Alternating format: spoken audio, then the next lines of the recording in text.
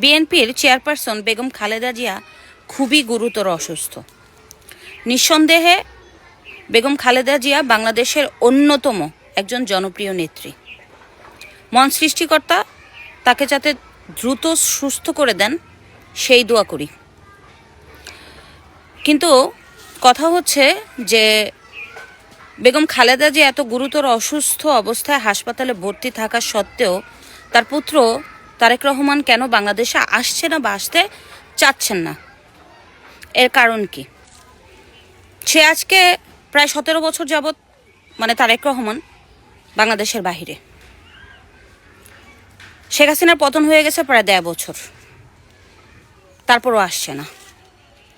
আর যদিও আজকে সে একটা স্ট্যাটাস দিয়েছে যে বাংলাদেশে আসাটা আমার উপরে নির্ভর না, অনেকের উপর নির্ভর থাকে আর কি।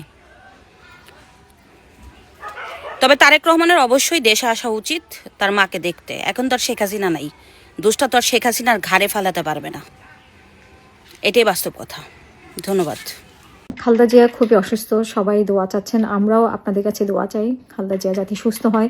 উনি এমন একজন মানুষ যাকে দল বর্ণ নির্বিশেষে সবাই শ্রদ্ধা করে এবং আপসহীন নেত্রী হিসাবে সবাই মনে করে, এবং আসলে উনি একজন আপসহীন নেত্রী যার কোনো অভিযোগ নেই কোনো দলের প্রতি। শেখ হাসিনা অনেকবার ওনাকে অনেক আজে বাজে কথা বলেছেন, উনি কিন্তু কোনো দিন কোনো আজে বাজে কথা বলেননি।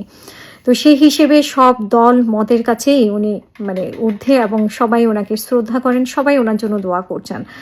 আর এই নেত্রীকে কিভাবে আমরা দেখেছি যে কিভাবে জেল জুলুমের শিকার হতে হয়েছে, খুবই কোনো বিনা কারণেই ধরতে গেলে, তো সেইটা আমরা দেখেছি। তো সেই জায়গা থেকে ওনার প্রতি হয়তো আরও অনেক শ্রদ্ধা সবার, এবং অনেকেই শেখ হাসিনার সাথে তুলনা করেন ওনাকে, সেই জায়গা থেকেও উনি অনেক সম্মান পাওয়ার যোগ্য।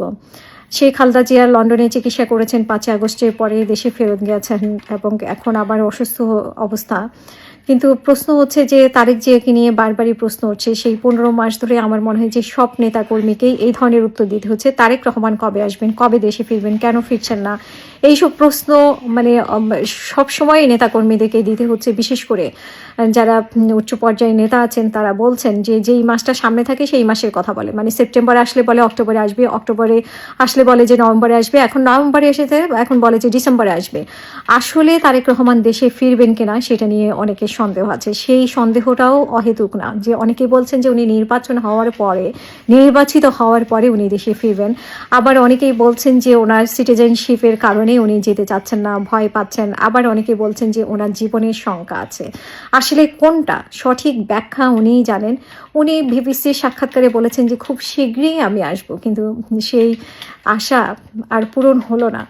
এখন পর্যন্ত খালেদা জিয়া অসুস্থ, এই মুহূর্তে অনেকেই চাচ্ছেন যে তারেক রহমান, যেহেতু এখন এরকম সরকার নেই যে তারেক রহমানের বিপদ হতে পারে, তো এরকম সময়ও সবাই চাচ্ছেন যে খালেদা জিয়ার পাশে তারেক রহমান থাকুক। আর এই যে নির্বাচন সামনে রেখে তারেক রহমানকে সবাই আশা করে, বিশেষ করে একটি দল শক্তি পায় যখন নেতা সামনে থাকে। যতই অনলাইনে সারাক্ষণে উনি হয়তো নেতাকর্মীদের সাথে যোগাযোগ রাখেন, অনেকের সাথে যোগাযোগ রাখেন, যেমন শহীদ পরিবার যখন আমার সাথে যুক্ত হয়েছে তারা সবাই বলেছেন যে তাদের সাথে তারেক রহমানের যোগাযোগ আছে, তারেক রহমান খোঁজখবর নেন, সাহায্য করেন, এরকম ভালো গুণাবলী ওনার আছে।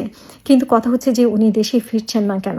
উনি তো অনেকের শক্তি, সেই শক্তিটা আসলে ভেঙে যায় যখন নেতা দেশে না থাকে, তখন দলেরও শক্তি ভেঙে যায়। এরকমই অনেকে মনে করেন যে এই যে একটা চ্যালেঞ্জের মুখে পড়ে যাচ্ছে বিএনপি তারেক রহমান ফেরা না ফেরা নিয়ে। তো আমরা আশা করবো যে তারেক রহমান এটা ব্যাখ্যা দিতে পারবেন। নেতারা যদিও বলছেন এখন ডিসেম্বরে যাবেন, আসলে যাবেন কিনা সেটা নিয়ে যথেষ্ট সন্দেহ আছে। ওনার নাগরিকত্ব নিয়ে সমস্যা, নাকি ওনার জানের হুমকি, নাকি উনি আত্মবিশ্বাস। এই লড়াইয়ের সবচেয়ে গুরুত্বপূর্ণ ব্যক্তি হচ্ছে বেগম খালেদা জিয়া। অতএব আজকে যেই বিএনপিকে আমরা দেখতে পাচ্ছি, একটা বড় রাজনৈতিক দল, একটা বড় প্ল্যাটফর্ম, সারা দেশের গ্রামে গঞ্জে তৃণমূলে ওয়ার্ড পর্যন্ত যেই দলটার শাখা ছড়িয়ে আছে, তো সেখানে সেই জায়গা থেকে আজকে বেগম জিয়াকে স্মরণ করতে হবে যে ওনার আসলে অবদানের জায়গাটা কত মারাত্মক ছিল।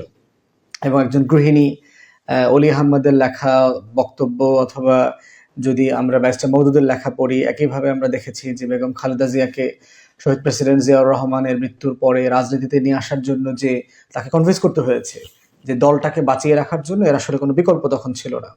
এবং যেই ব্যাকগ্রাউন্ড থেকে উনি এসে কখনো রাজনীতি করেন নাই অথবা রাজনৈতিক পরিবারের মেয়ে না, সেখান থেকে এসে এইরকম একটা রাজনৈতিক লড়াইতে, এরশাদ বিরোধী আন্দোলনে সংগঠনকে প্রতিষ্ঠিত করা, সংগঠনের বৈধতা, সম্মতি তৈরি করা সারা বাংলাদেশে, সেটার জন্য তার ত্যাগ, তার স্যাক্রিফাইস অসাধারণ আর কি। এবং দেখেন 86 এবং 88-তে যে নির্বাচন হয়েছে এরশাদের আমলে, সে নির্বাচনে কিন্তু কোনোটাতেই বিএনপি যায় নাই। 86-র নির্বাচনে তো সেই এরশাদের বিখ্যাত লং ড্রাইভে নিয়ে যাওয়া, শেখ হাসিনাকে বস্তা বস্তা টাকা দেওয়া, সেখান থেকে যেভাবে এই মানে আওয়ামী লীগকে পুনর্বাসন করেছে, সংসদে প্রধান বিরোধী দল বানিয়েছে এরশাদ, এবং সেই সংসদে জামাতও গিয়েছে, দুঃখজনকভাবে হলো সত্য। তারা কিন্তু সেই সংসদে বিএনপি যায় নাই। 88-র যে নির্বাচন, সেখানেও বিএনপি যায় নাই। অতএব তার একটা কনসিস্টেন্ট জায়গা ছিল যে, এবং ওইটার ভিত্তিতেই কিন্তু বেগম জিয়াকে আপসহীন নেত্রী উপাধি দেওয়া হয়, যে তিনি এরশাদের সাথে কোনো কম্প্রোমাইজ করেন নাই গণতন্ত্রের প্রশ্নে, জাতীয় স্বার্থের প্রশ্নে। তো সেই লড়াইয়ের মধ্য দিয়ে হচ্ছে 91 নির্বাচনে আমরা দেখলাম যে বিএনপি বাংলাদেশের ইতিহাসের সবচেয়ে বড় রাজনৈতিক দল আকারে হাজির হয়, একক রাজনৈতিক দল। এরপরে তো প্রচুর জোটের নির্বাচন হয়েছে। অতএব সেই জায়গা থেকে বিএনপি দেশের সবচেয়ে বড় বড় দল আকারে 91-তে জাতীয়ভাবে উপস্থাপিত হয়, যদিও সরকার গঠন করতে সাফিসিয়েন্ট সিট তারা তখন পায় নাই। এবং তখনকার সময়কার নির্বাচনী ক্যাম্পেইন এবং সাক্ষাৎকার, যেটা তখন বিবিসি বাংলার পরিচালক ছিলেন সিরাজুর রহমান সাহেব, উনি ওনার লেখাতে বারবার এটা বলেছেন, সাক্ষাৎকার নিয়েছেন।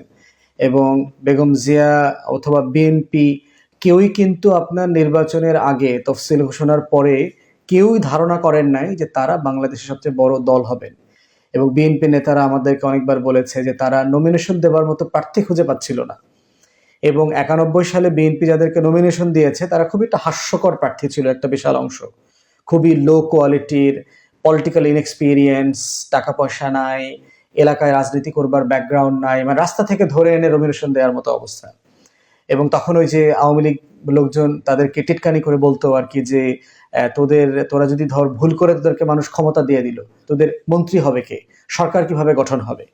তো সেই রকম একটা হাস্যরসের জায়গা থেকে খালেদা জিয়ার নেতৃত্বে সারা বাংলাদেশে 91 যে নির্বাচনী প্রচারণা হলো, প্রচারণা শেষে এসে যখন বিবিসি সিরাজুর রহমান সাহেবকে তিনি সাক্ষাৎকার দিলেন, এবং বিবিসি ইন্টারন্যাশনাল ওয়ার্ল্ড অ্যাফেয়ার্স যেটা আছে, তাদেরকে যে সাক্ষাৎকার দিয়েছে, সেখানে কিন্তু বেগম জিয়া অত্যন্ত কনফিডেন্টলি বলেছে যে আমরা ক্ষমতায় যাচ্ছি, আমরা বড় দল আকারে সবচেয়ে বেশি সিট পাবো, আওয়ামী লীগের থেকে বেশি সিট পাবো। তো সেই কনফিডেন্সের জায়গা কিন্তু বেগম জিয়া তখন দেখিয়েছিলেন। এবং উনি জাতীয় স্বার্থে শত্রু মিত্রর জায়গায় কিভাবে ঐক্য দরকার, কার সাহায্য নেবেন, কার সাহায্য নেবেন না, সেই জায়গাতে কিন্তু ওনাদের এই কম্প্রোমাইজিং জায়গাটা তারা খুব পরিষ্কার ছিল, যে কারণে তারা জামাতের সাহায্য নিয়েছে এবং জামাতের সাহায্য নিয়ে তারা সরকার গঠন করেছে। কিন্তু একইভাবে কিন্তু তারা এরশাদকে কাছে রাখে নাই, কারণ এরশাদের বিরুদ্ধে একটা আন্দোলন হয়েছে। অতএব সেই পতিত স্বৈরাচারকে শুধুমাত্র ক্ষমতায় যাবার জন্য পুনর্বাসন করবে